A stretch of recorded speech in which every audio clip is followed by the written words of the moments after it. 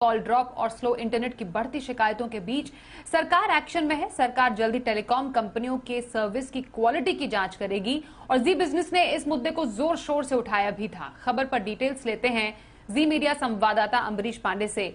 Ambarish, slow internet पर तेज action, सरकार की तरफ से क्या तैयारी है?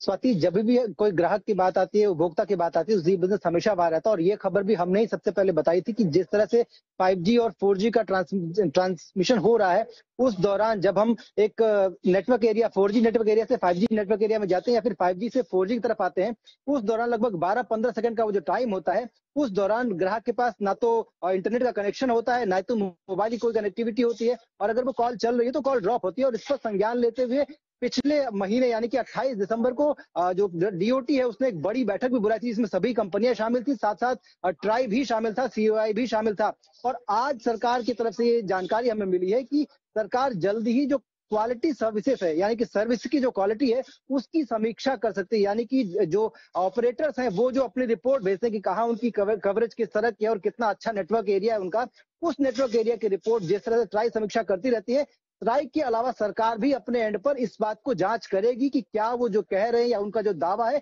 वो सही है कि नहीं है। तो कुल मिलाकर ग्राहक को एक बड़ा बूस्ट मिलेगा और जी बिजनेस की मुहिम का एक बड़ा असर कह सकते हैं हम इसको, कि ग्राहक के लिए जो 5G की कवरेज है, अगर आपने 5G को कहा है कि आप 5G की कवरेज वहां दे रहे हैं तो आपको ये देना पड़ेगा, और अगर ऐसा नहीं कर पाती कंपनी तो उनके ऊपर कार्रवाई की जा सकती है। तो सरकार जो है इस महीने के अंत तक ये पूरी प्रक्रिया शुरू कर देगी, यानी कि फरवरी ऑनवर्ड्स हम ये देख सकते हैं कि सरकार की तरफ से वो जो पूरे देश भर में जो नेटवर्क है उसकी जांच पड़ताल शुरू हो जाएगी, और आने वाले दिनों में इसकी रिपोर्ट भी सरकार जल्द पेश करेगी ताकि जो सर्विस क्वालिटी वो इंप्रूव की जा सके। जी।